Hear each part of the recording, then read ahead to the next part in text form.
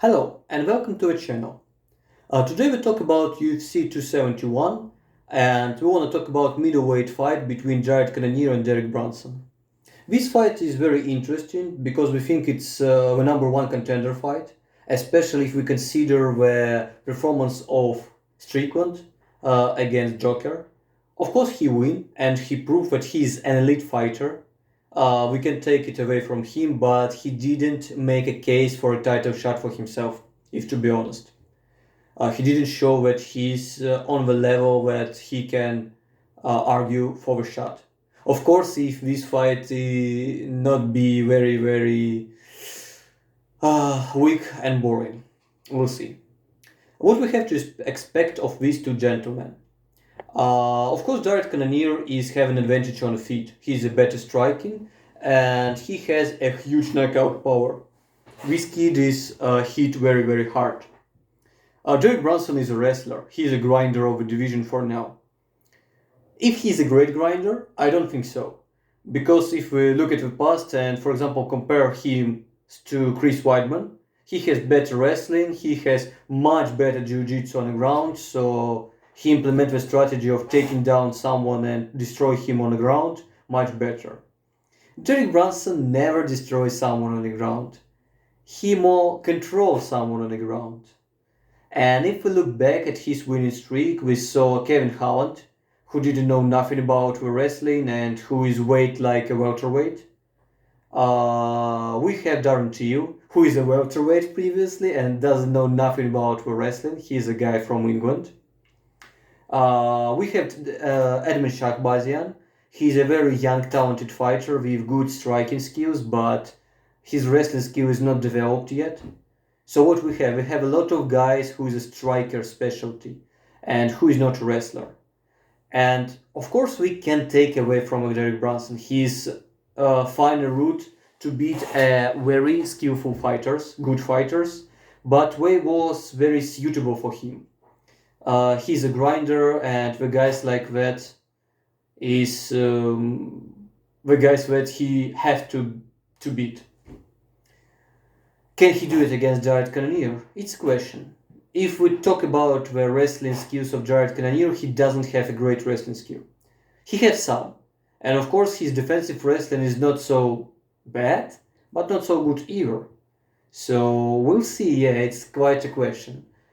For my money, he can do it. He can stop the takedown of Derek Brunson because Derek Brunson is not a very good wrestler and not explosive enough. And Cannonier is strong, and I think he can stop the takedown of Derek Brunson. And in this case, I think he can easily win the fight on the feet.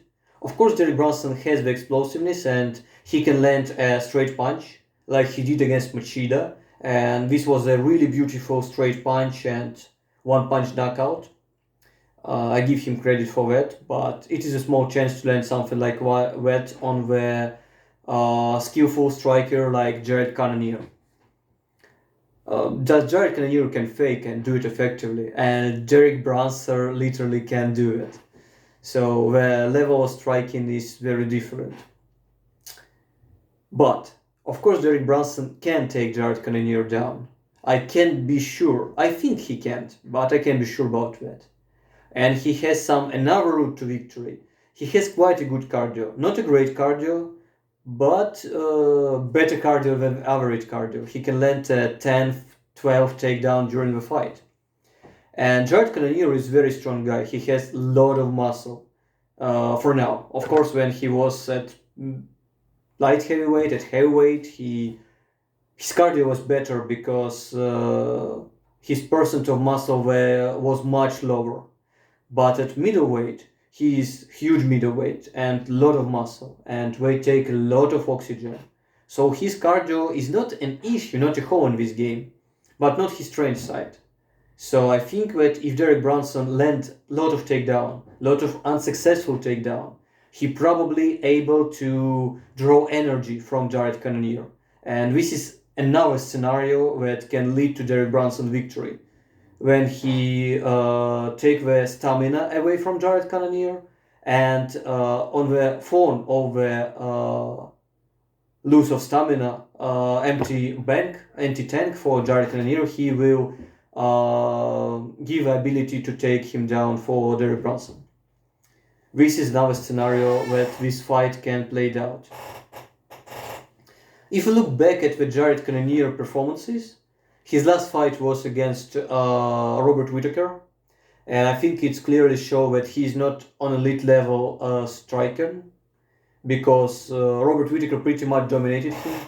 Of course, he has an excuse. He broke his arm very early in this fight, unable to survive against a striking like Robert Whittaker till the final horn. But still, he can't say that he's very top of the game, an elite level striking.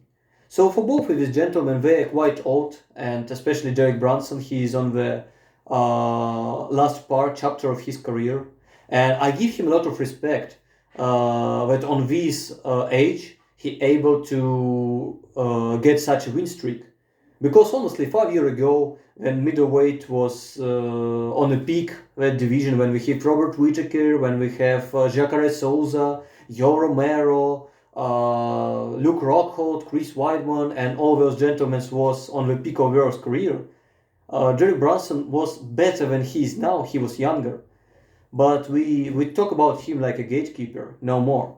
And now he is one step away from a title shot.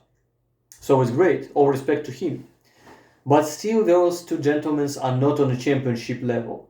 And if we talk, for example, on a fight against the winner of Whittaker and Adesanya, against winner of Jarrett and Derek, it doesn't look like an interesting fight, because the level is quite different.